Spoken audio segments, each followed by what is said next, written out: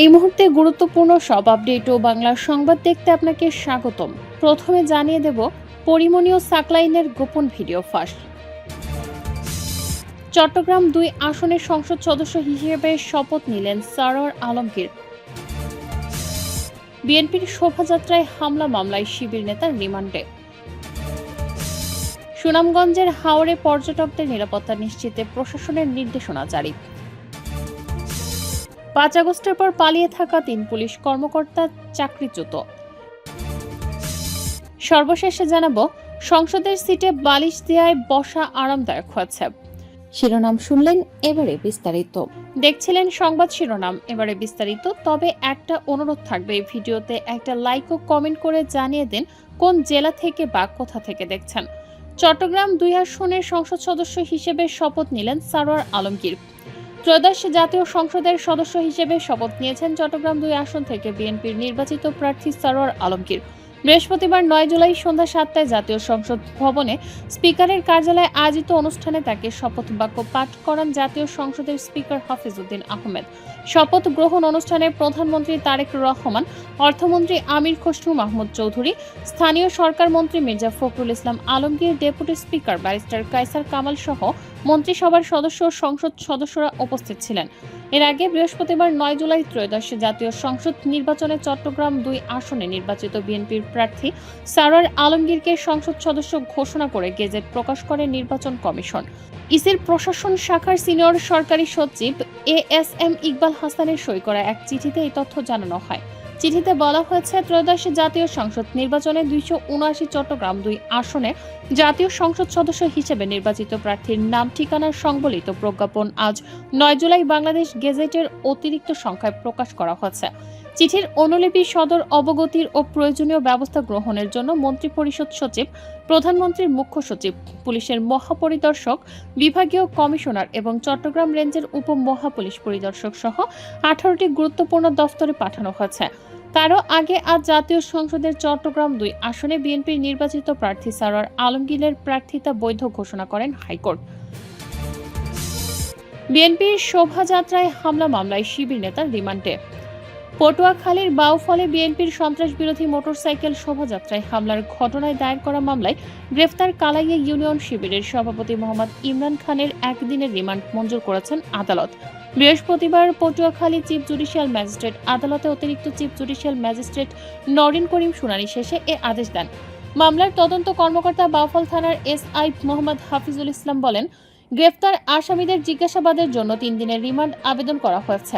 আদালত শুনানি শেষে একদিনের রিমান্ড মঞ্জুর করেন। মামলার এজাহার সূত্রে জানা যায়, গত ২৭ জুন রাতে কার্যক্রম নিষিদ্ধ আওয়ামী লীগের বিরুদ্ধে বিএনপি, যুবদল ও ছাত্রদলের নেতাকর্মীরা বাউফল পৌর শহর থেকে একটি সন্ত্রাস বিরোধী মোটরসাইকেল শোভাযাত্রা বের করেন। শোভাযাত্রাটি কালাইয়া বন্দরের বিভিন্ন সড়ক প্রদক্ষিণ শেষে পৌর শহরে ফেরার পথে দাসপাড়া বাসস্ট্যান্ড এলাকায় পৌঁছালে দেশীয় অস্ত্র নিয়ে একদল হামলাকারী অতর্কিত হামলা চালায়। এতে বিএনপির অন্তত ১৫ জন নেতাকর্মী আহত হন এবং প্রায় ২০টি মোটরসাইকেল ভাঙচুর করা হয়। এ ঘটনায় ২৯ জুন দাসপাড়া ইউনিয়ন পরিষদের সদস্য মোহাম্মদ আল মামুন বাদী হয়ে বাউফল থানায় মামলা করেন। মামলায় দাসপাড়া ইউনিয়ন পরিষদের সাবেক চেয়ারম্যান ও আওয়ামী লীগ নেতা ANM জাহাঙ্গীর হোসেন সহ আওয়ামী লীগ, যুবলীগ, ছাত্রলীগ এবং জামায়াত শিবিরের নেতাকর্মী সহ ৪০ জনকে আসামি করা হয়। আসামির তালিকায় বিএনপির ২ কর্মীর নামও রয়েছে। পুলিশ ৩০ জুন মামলার ৫ নম্বর আসামি ইমরান খানকে গ্রেফতার করে। এদিকে হামলার একটি সিসিটিভি ফুটেজ সামাজিক যোগাযোগ মাধ্যমে ছড়িয়ে পড়েছে। ওই ফুটেজে কয়েকজনকে দেশীয় অস্ত্র নিয়ে মোটরসাইকেল শোভাযাত্রায় হামলা চালাতে দেখা যায়। হামলার মুখে শোভাযাত্রার অংশ নেওয়া নেতাকর্মীরা মোটরসাইকেল ফেলে নিরাপদ স্থানে সরে যান। পরে ফেলে রাখা মোটরসাইকেলগুলো ভাঙচুর করা হয়। বাউফল থানার ওসি মোহাম্মদ সিরাজুল ইসলাম বলেন, রিমান্ডে জিজ্ঞাসাবাদে ঘটনার বিষয়ে গুরুত্বপূর্ণ তথ্য পাওয়ার আশা করা হচ্ছে। পাশাপাশি মামলার জন্য আসামিদের গ্রেফতারে অভিযান অব্যাহত রয়েছে। সুনামগঞ্জের হাওরে পর্যটকদের নিরাপত্তা নিশ্চিতে প্রশাসনের নির্দেশনা জারি। টানা বৃষ্টিতে সুনামগঞ্জের নদী ও বিভিন্ন হাওরের পানি বাড়ছে। এতে হাওরের পর্যটকদের নিরাপত্তা নিশ্চিতে নির্দেশনা জারি করেছে জেলা প্রশাসন। বৃহস্পতিবার বিকেলে এই নির্দেশনা জারি করা হয়। অতিরিক্ত জেলা প্রশাসক মতিউর রহমান খান স্বাক্ষরিত ওই বিজ্ঞপ্তিতে বলা হয়, সাম্প্রতিক সময়ে সুনামগঞ্জ জেলা এবং ভারতের মেঘালয় রাজ্যের চেরাপুঞ্জি এলাকায় অতিবৃষ্টির ফলে সুরমা নদী সহ জেলার বিভিন্ন নদ নদীর পানি ক্রমাগত বৃদ্ধি পাচ্ছে। এর ফলে জেলার হাওড় অঞ্চল ও নদীপথে নৌযান চলাচলের ঝুঁকি বেড়েছে। এ অবস্থায় পর্যটকদের জীবন ও সম্পদের নিরাপত্তা নিশ্চিতকল্পে পরবর্তী নির্দেশনা না দেওয়া পর্যন্ত জেলার সব হাউসবোটের মালিক, চালক ও সংশ্লিষ্ট ব্যক্তিদের 7টি নির্দেশনা যথাযথভাবে অনুসরণ করতে হবে।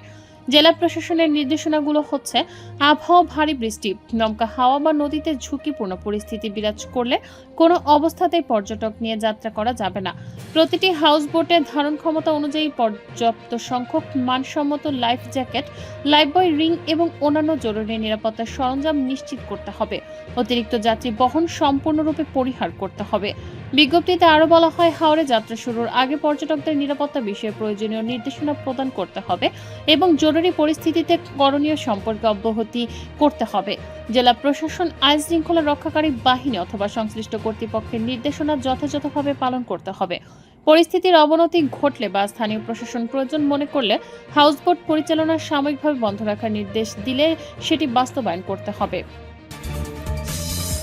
5 আগস্টের পর পালিয়ে থাকা 3 পুলিশ কর্মকর্তা চাকরিচ্যুত। 2024 সালের 5 আগস্টের পর ছুটিতে গিয়ে কর্মস্থলে আর ফিরে না আসায় পুলিশের 3 কর্মকর্তাকে চাকরি থেকে বরখাস্ত করেছে সরকার। বরখাস্ত হওয়া কর্মকর্তাদের মধ্যে একজন আন্তর্জাতিক ক্রীড়া প্রতিযোগিতায় অংশ নিতে, একজন নিজ বাড়িতে অবস্থান করতে এবং অপরজন ওমরা পালনের উদ্দেশ্যে সৌদি আরবে গিয়ে আর কর্মস্থলে যোগ দেননি। বৃহস্পতিবার 9 জুলাই স্বরাষ্ট্র মন্ত্রণালয় থেকে পৃথক 3টি প্রজ্ঞাপনে তাদের চাকরিচ্যুত করার আদেশ জারি করা হয়।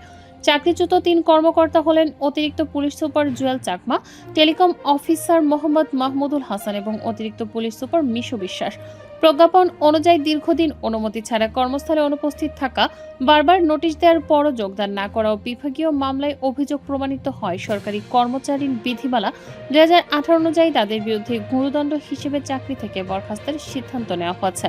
অতিরিক্ত পুলিশ সুপার মিশু বিশ্বাস ইন সার্ভিস ট্রেনিং সেন্টার জামালপুরে কর্মরত থাকাকালে আয়রনম্যান 70 3 মালয়েশিয়া 2024 আন্তর্জাতিক ক্রীড়া প্রতিযোগিতায় অংশ নিতে 10 দিনের বাংলাদেশ ছুটি নিয়ে 2024 সালের 16 অক্টোবর কর্মস্থল ত্যাগ করেন। ছুটি শেষে তার কর্মস্থলে যোগ দেওয়ার কথা থাকলেও তিনি আর ফেরেননি। স্থায়ী ঠিকানায় 3 দফা নোটিশ পাঠানো হলেও তিনি যোগদান করেননি। প্রজ্ঞাপনে বলা হয়, সরকারি চাকরির বিধি অনুযায়ী যোগাযোগের চেষ্টা, বিভাগীয় মামলা ও তদন্ত শেষে তার বিরুদ্ধে অসদাচরণ ও পলায়নের অভিযোগ প্রমাণিত হয়। অভিযোগের গুরুত্ব বিবেচনায় তাকে গুরুদণ্ড হিসেবে চাকরি থেকে বরখাস্ত করা হয়েছে। অন্যদিকে অতিরিক্ত police super Jewel Chakma RAB 14 ময়মনসিংহে কর্মরত অবস্থায় 2025 সালের 10 এপ্রিল 6 দিনের ছুটিতে নিজ বাড়িতে যান। ছুটি শেষে কর্মস্থলে যোগ দেওয়ার কথা থাকলেও তিনি আর ফেরেননি। পরবর্তী সময়ে বিভাগীয় কার্যক্রম শেষে তাকেও চাকরি থেকে বরখাস্ত করা হয়। এদিকে পুলিশ টেলিকম সংস্থার রাজারবাগে টেলিকম কর্মকর্তা হিসেবে কর্মরত মোহাম্মদ মাহমুদুল হাসান ওমরা পালনের জন্য 15 দিনের বাংলাদেশ ছুটি নিয়ে 2024 সালের 28 আগস্ট সৌদি আরব যান। ছুটি শেষ হলেও তিনি কর্মস্থলে যোগ দেননি। নোটিশ প্রদান, বিভাগীয় মামলা তদন্ত শেষে সরাসরি সরকারি কর্মচারী শৃঙ্খলা আপিল বিধিমালা 2018 এর 3 গ বিধি অনুযায়ী পলায়নের অভিযোগ প্রমাণিত হয়। একই বিধিমালায় 4(3) ঘ বিধি মোতাবেক তাকেও গুরুদণ্ড হিসেবে চাকরি থেকে বরখাস্ত করা হয়েছে। প্রজ্ঞাপনে বলা হয়েছে, এই আদেশ অবিলম্বে কার্যকর হবে।